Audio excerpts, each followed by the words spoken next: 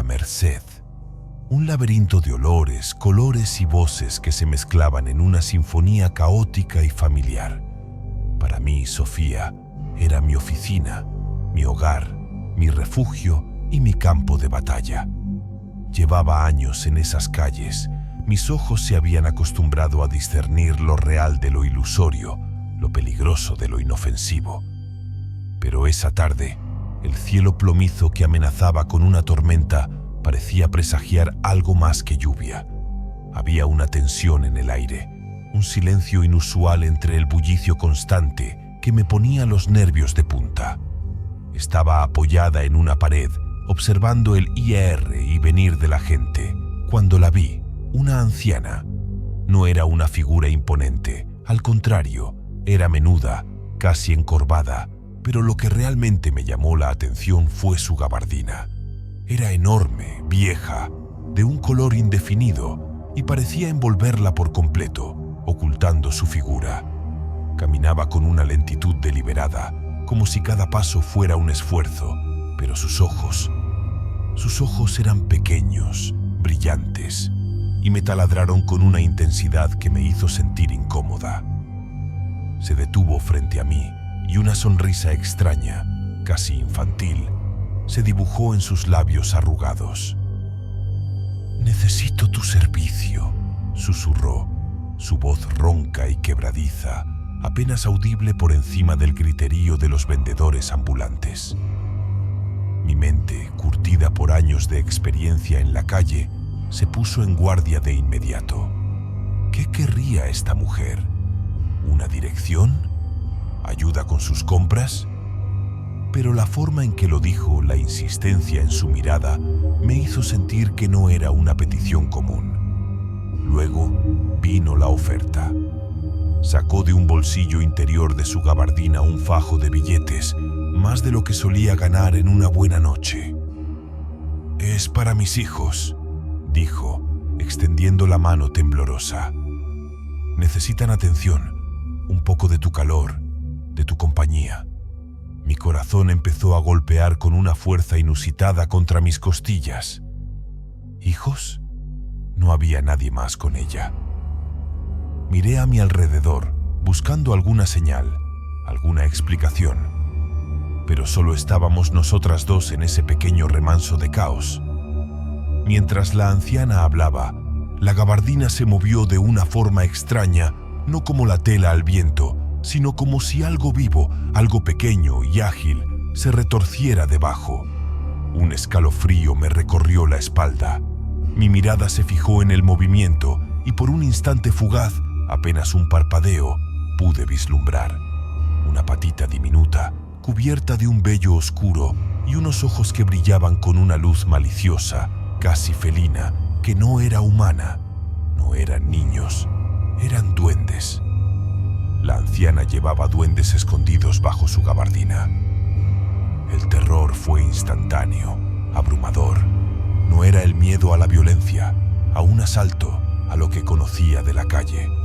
Era un terror más profundo, ancestral, el miedo a lo inexplicable, a lo que desafía toda lógica.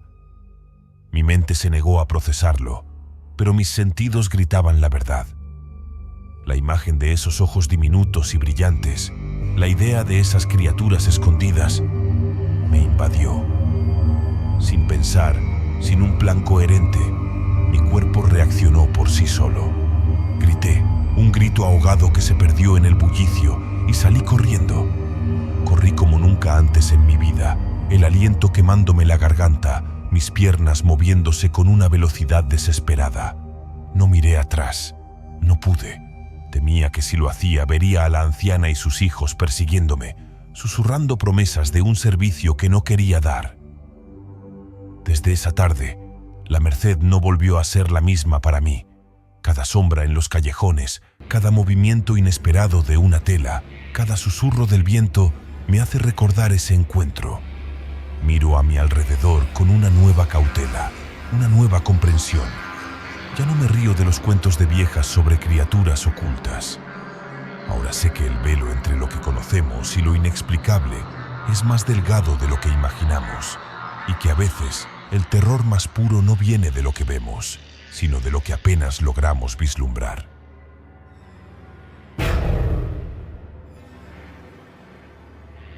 La lluvia caía sin piedad sobre Pisacotla esa noche. No era una llovizna suave. Era un diluvio que empapaba los campos, convertía los caminos de tierra en arroyos de lodo y hacía que la visibilidad fuera casi nula. Yo, Andrés, me aferraba al manillar de mi vieja bicicleta, pedaleando con todas mis fuerzas. La luz de mi pequeña lámpara apenas rasgaba la oscuridad y el viento, frío y cortante, se me metía hasta los huesos. Solo quería llegar a casa, quitarme la ropa mojada y sentir el calor de una taza de café. Iba por el camino que serpenteaba entre maizales, un tramo solitario que solía recorrer sin pensar.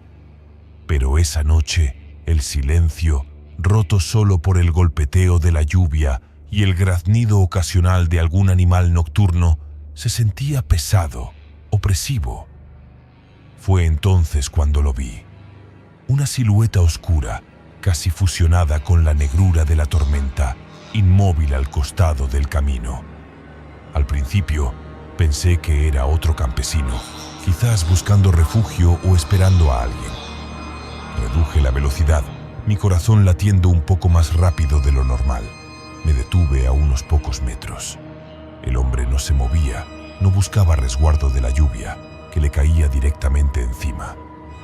Levantó la cabeza lentamente, y aunque la oscuridad y el agua me impedían ver su rostro con claridad, sentí una mirada pesada sobre mí. Cuando habló, un escalofrío me recorrió la espalda. Su voz no era humana. Era un sonido rasposo y gutural, como si una roca se arrastrara por el suelo, y al mismo tiempo extrañamente profunda, resonante, capaz de calar hasta lo más hondo de mis huesos. ¿Podría acompañarme?, preguntó. La pregunta me pareció sencilla, pero la forma en que la hizo, la lentitud con la que las palabras salían de su garganta y la presión extraña que sentí en el aire me pusieron en alerta máxima. Mi instinto me gritaba: ¡corre, Andrés, corre! Pero una mezcla de curiosidad, de incredulidad y de un terror paralizante me mantuvo clavado en el sitio, con los pies en el barro frío. Él levantó lentamente una mano y se quitó el sombrero empapado. Lo que vi debajo, mis ojos aún luchan por borrarlo de mi mente. No era un rostro humano. Tenía unas orejas grandes, peludas y puntiagudas que sobresalían de forma antinatural. Su cara estaba desfigurada, una maraña de piel y lo que parecían cicatrices profundas o quizás pliegues de piel que le daban una apariencia monstruosa. Los ojos, oscuros y sin brillo, me miraban fijamente, sin parpadear. Sentí un vacío en el estómago, como si toda la sangre se me hubiera congelado en las venas. Era algo salido de una pesadilla, de esas historias que los viejos contaban junto al fuego, pero que uno nunca creía del todo. El pánico me invadió con una fuerza que nunca antes había experimentado. No era el miedo a un ladrón o a un animal salvaje. Era el terror absoluto a lo desconocido, a lo sobrenatural, a algo que no tenía lugar en mi comprensión del mundo. Mi cuerpo reaccionó antes que mi mente. Sin pensarlo dos veces, giré mi bicicleta con una brusquedad que casi me hace caer y pedaleé. Pedaleé con una velocidad que no creí posible, sintiendo cómo el corazón se me salía del pecho, cada músculo quemándome, el terror impulsándome a través del lodo y la lluvia. No miré atrás. No pude. Sabía que si lo hacía, la imagen de ese rostro se quedaría grabada en mi alma para siempre. Llegué a casa empapado, tembloroso, sin aliento. Mi familia me miró preocupada, pero yo apenas podía hablar. Esa noche, el sueño me abandonó. Cada vez que cerraba los ojos, veía esa cara, escuchaba esa voz gutural. Esa experiencia cambió mi vida para siempre. Antes, me reía de las historias de espantos y nahuales, Las consideraba cuentos de viejas. Pero ahora sé que hay cosas en este mundo que desafían toda explicación, horrores que no solo existen en las leyendas, sino que caminan entre nosotros, ocultos en la oscuridad de una noche lluviosa. Y yo, Andrés, fui testigo de uno de ellos. La Ciudad de México, con su constante ir y venir, rara vez me sorprendía. Yo, Camila, conocía sus calles, sus sombras, sus personajes. Había visto de todo en la Dr. Bertis, pero nada que me preparara para esa noche. El cielo estaba claro, estrellado, una rareza en la metrópolis, y el aire era templado, inusualmente tranquilo para ser la capital. Una noche perfecta para el trabajo, pensé. Estaba esperando, apoyada en la pared de un edificio antiguo, cuando lo vi. Un hombre. Vestía impecablemente, un traje oscuro de corte fino que lo hacía destacar entre la gente. Pero no era su ropa lo que me llamó la atención. Era su palidez, una blancura que no parecía de este mundo, casi translúcida, como si la luz lo atravesara. Sus ojos, profundos y oscuros, tenían una tristeza infinita, una melancolía que me atrapó. Se acercó a mí con una calma que me inquietó. «Necesito que me hagas un favor». Su voz era suave, casi un susurro, pero resonaba en el silencio de la calle. Sus palabras, sin embargo, fueron las que me dejaron sin aliento. «Necesito que entregues esto a mi familia». Extendió una mano que parecía etérea y en ella brillaba una cadena plateada con un dije de esmeralda. Era una joya sencilla, pero su brillo era peculiar, casi con una luz propia. Mientras la tomaba, sentí un frío inusual, no el frío del ambiente, sino uno que parecía venir de la cadena misma. «Es muy importante», continuó él, y luego, con una voz que se quebró ligeramente, me confesó: «Y quiero que sepas que yo ya no estoy vivo. Soy un alma en pena». Mi mente, siempre práctica y acostumbrada a lo tangible, luchaba por procesar sus palabras. ¿Un alma en pena? ¿Un fantasma? Mi primera reacción fue el escepticismo. Quizás era una broma de mal gusto, un truco. Pero la seriedad en sus ojos, esa tristeza profunda, y la forma en que su figura parecía desvanecerse en los bordes, como si se difuminara con la niebla de la noche que no existía, me convencieron de que no estaba mintiendo. Me dio una dirección, un número de casa en una colonia cercana, y luego, con una leve inclinación de cabeza, se disolvió en el aire. No desapareció con un estallido, simplemente se fue, como si nunca hubiera estado allí. Me quedé sola, con la cadena fría en mi mano, el corazón latiéndome con fuerza.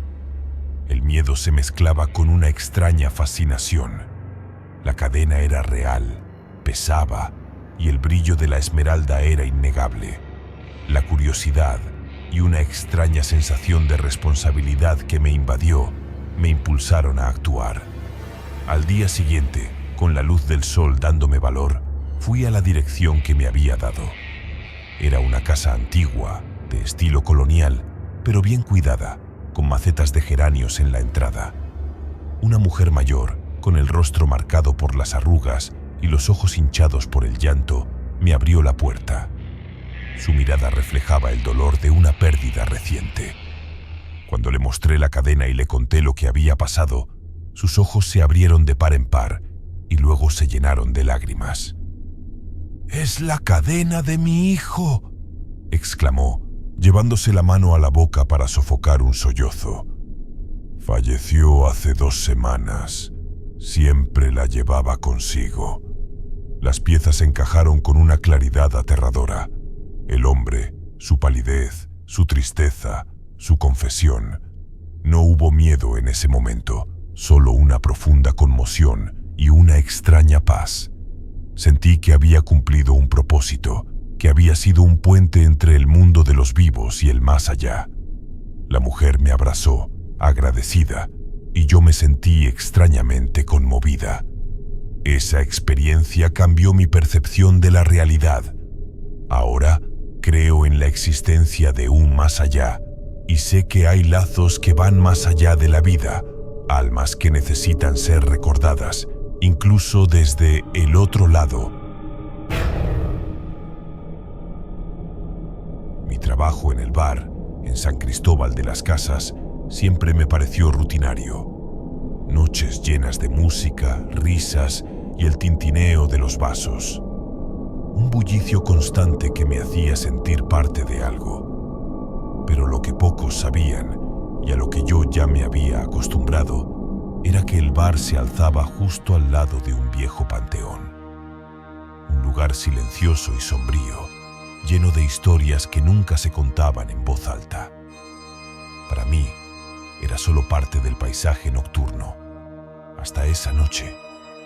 Estaba apoyado en la barra, limpiando con un trapo distraídamente, cuando un hombre se me acercó. Lo vi entrar, y desde el primer momento, algo en él me inquietó. Vestía ropa común, sin nada que lo destacara, pero había una quietud en sus movimientos, una ausencia de ruido al caminar que me pareció extraña. Sus ojos eran profundos, sin un brillo particular, como dos pozos oscuros que parecían mirar a través de mí, no a mí. Se sentó en un taburete y me pidió un trago. Su voz era normal, pero un escalofrío me recorrió la espalda sin razón aparente. Después de un rato, con una calma espeluznante, me hizo la pregunta: «Necesito un servicio, Ricardo». Accedí, como solía hacer con cualquier cliente, esperando la habitual petición de conversación o compañía. Nunca imaginé lo que vendría después. Él se levantó, me hizo una seña para que lo siguiera y, para mi sorpresa, nos dirigimos directamente hacia el panteón. Mi ceño se frunció. ¿Un servicio allí? ¿Qué clase de persona llevaría a alguien a un cementerio en medio de la noche? La luna llena iluminaba las viejas lápidas, creando sombras alargadas y distorsionadas que hacían que el lugar pareciera aún más lúgubre. Cuando llegamos a la reja de entrada, estaba cerrada con una pesada cadena y un candado oxidado. Me preparé para rodearla, buscando un hueco en la cerca o una puerta lateral que siempre estaba abierta para los visitantes discretos. Pero él no se detuvo, simplemente la atravesó.